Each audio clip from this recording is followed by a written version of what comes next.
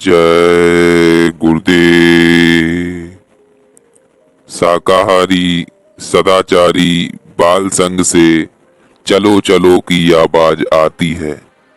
तुम हमेशा यह सोचते रहो कि जब बहुत लोग चले गए, उनकी श्वासों की पूंजी पूरी हुई, तो उस काल भगवान ने न उनको कुछ बोलने दिया, न कुछ सुनने दिया और न ही कुछ ले जाने दिया। जीवात्मा को उसने खींचकर निकाल दिया और यह शरीर पड़ा रहा। इसे जला दिया, गाड़ दिया या बहा दिया। तो बताओ कि तुमको क्या कुछ ले जाने देगा? तुमसे भी सब रखवा लेगा। इस जगत में तीन मुख्य चीजें हैं, एक गुरु, दूसरे नाम और तीसरा सत्संग। गुरु मिलेंगे, तुम पर कृपा करेंगे, नाम भेज देंगे, फिर तुम सत्संग में लग जाओ, उनसे प्रीत कर लो, उन पर प्रतीत करो। तुम्हारी सूरत का छुटकारा कब होगा? कैसे वह इस शरीर से छूटेगी? जब यह भीतर की ओर मुड़ेगी, अंतर में चलेगी। गुरु की कृपा से जब यह मुक्ति पद से परे हो जाएगी, तो अपने घर की तरफ चल पड़ेगी। इस दुनिया में तुम जहाँ कहीं गए, मनुष्य शरीर में, पशु पक्षी की योनि में, तुमने परिवार बनाया।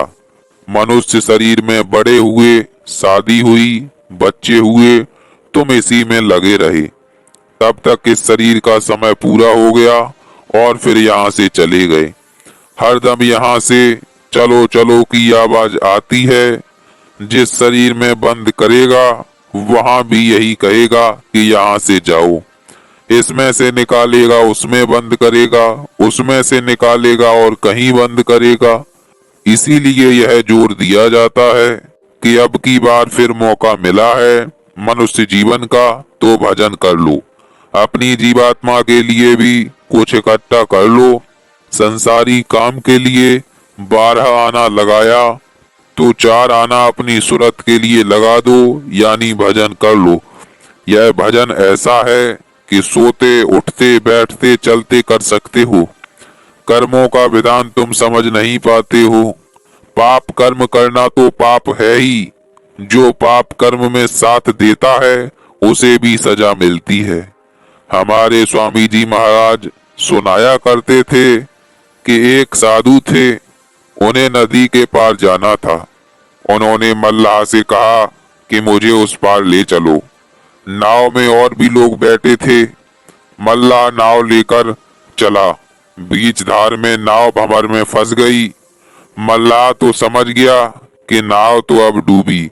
वह कूदा और तैरकर पार चला गया। साधु ने भी देखा कि नाव भंवर में आ गई।